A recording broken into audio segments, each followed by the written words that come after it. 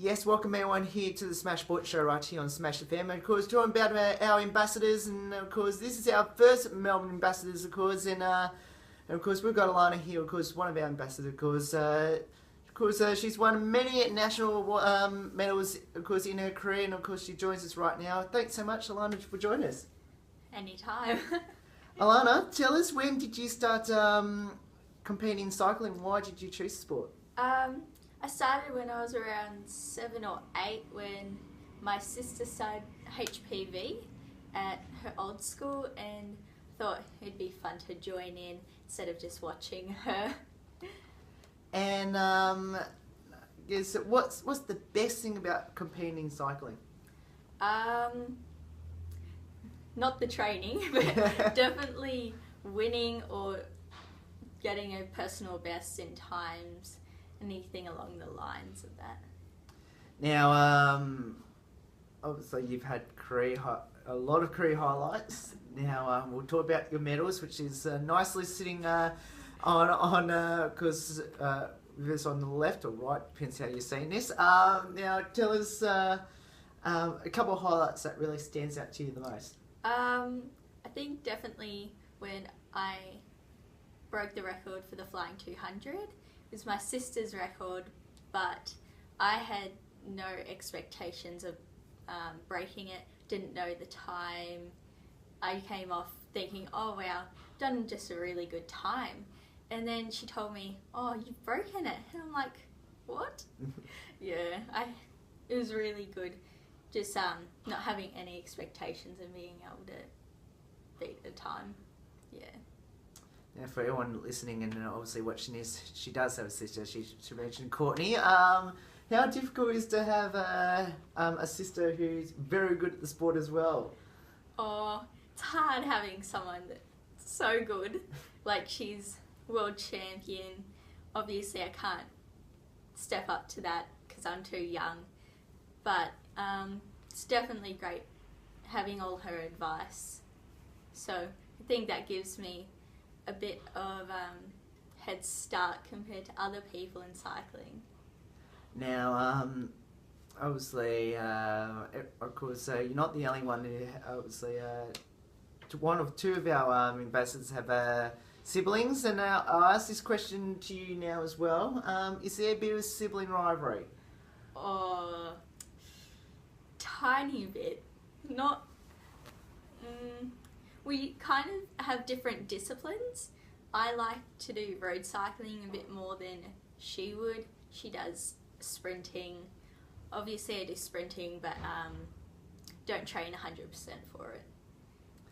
And obviously you got your local cycling club, which is, I think, Carnegie Caulfield Cycling Club? Yes.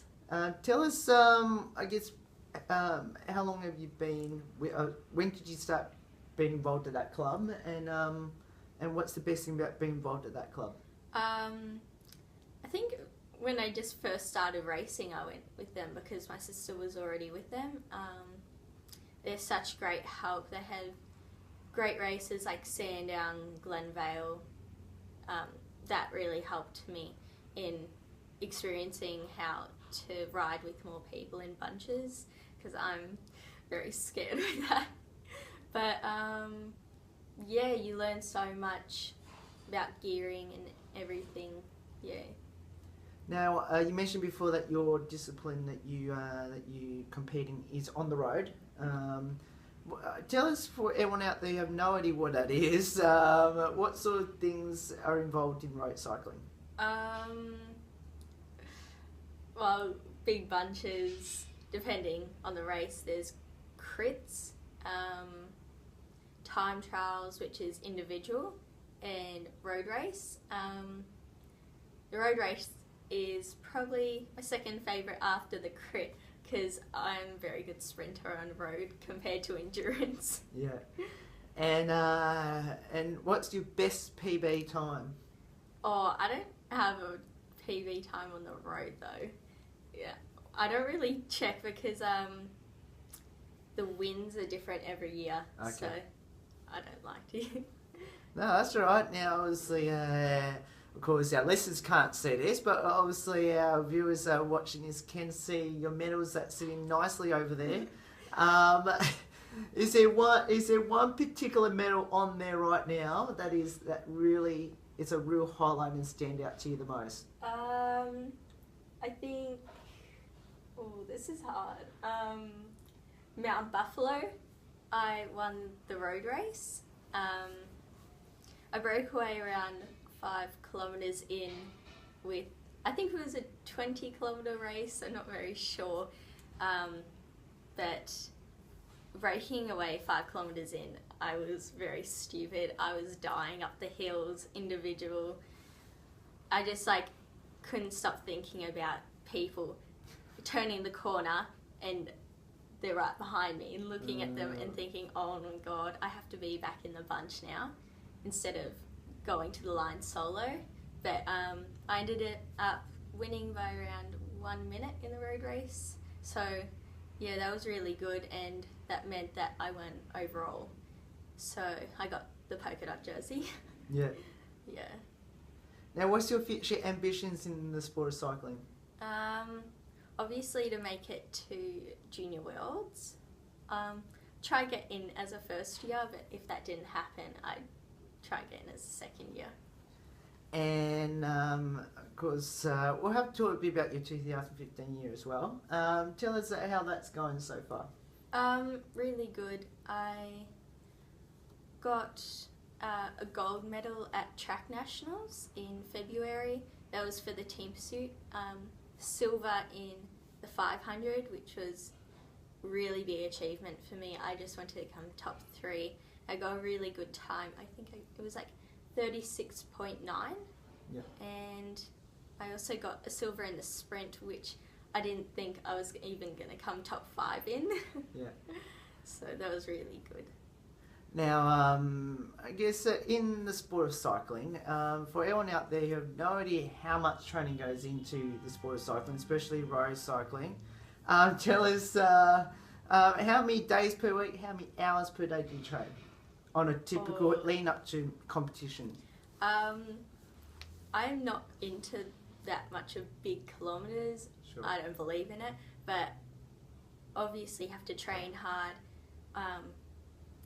I do probably 50-kilometre rides or 50 to 70 at the most. Normally a 40-kilometre ride would be good with some efforts in between. Wednesday nights I do a really hard track session with Carnegie Caulfield Cycling Club, and sometimes if it's leading up to Track Nationals, we'll do multiple, up to 4 times a week of track sessions. Yeah, those are really hard. Yeah. Now, of course, for anyone out there as well, now obviously you're at school as well. Yes. How are you juggling school and cycling? School and cycling, not a good combination. But, it's pretty easy if you plan ahead on working out when you want to do your homework, when you want to do your ride, when you want to do all other stuff in between, actually have a social life. Yep. Yeah. But it's, for me, I'd do most of my homework at lunch times, so then after school I'd have time to ride my bike. Yes, great way to, of course. Now tell us, what would be your advice to our listeners out there that should get involved in the sport of cycling? It's a great sport. Definitely join Carnegie Caulfield Cycling Club. We have such great opportunities here. All you need to do is grab a bike, any bike really, just spin for some kilometres. Nothing much really. Now let's finish up with a couple of light-hearted questions as well. Tell us, what is the most embarrassing moment on the cycling track / road? Oh God, when I was maybe 8 or 9, I was doing an individual time trial on the road, and I did not know which way to go. There was like one path, and another path, and I just pulled on the brakes, and I looked at everyone just going past me, and one girl went in the other direction, so I was like, oh no, there's two directions. And I just sat there crying until someone picked me up. Well, lucky that it's not going to happen again anytime soon, or ever.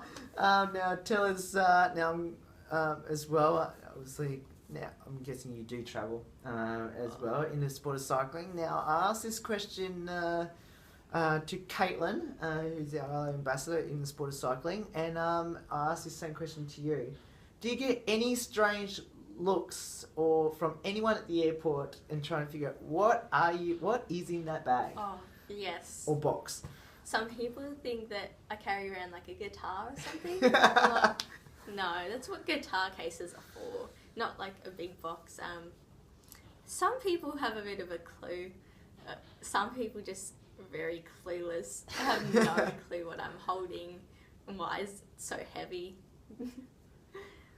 And now, of course, two deep questions I'm going to ask you. First, finish this sentence off for me. What does the sport of cycling mean to you? Fun and freedom. Yeah. I think it's really fun being able to socialise with people that you wouldn't socialise in the normal world at school and everything. It's fun just to get out on the road, do something that other kids wouldn't be doing. They'd just be doing their homework at home, but get to choose a different lifestyle. Yeah. And what's the best, I guess, describe the sport of cycling, and that's my first part of that question. And the second part of the same question, but this time about what's the best thing about being involved at the Carnegie Caulfield Cycling Club? Describe cycling. I don't really know. Hard. Yeah. A lot of training goes into it. If you're expecting to win, you can't just not do training, rest on your laurels. Yeah. And describe the Carnegie Caulfield Cycling Club. Really open to anyone new. They're always going to be there to help you develop from when you're really little to when you're elite. Yeah. Now, obviously, you got some great sponsors as well. You want to promote? Yes. Please promote them. Felt Bicycles. They sponsored my sister when she was younger, and now they're sponsoring me, luckily, because they just have such great bikes. I don't think I could use any other bike than that.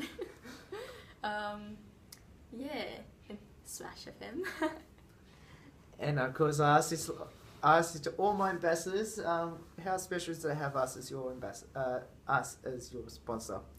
It's amazing being able to talk about cycling to people in the world, to realise how good of a sport it is and how you promote women's cycling and women's netball and all the other sports.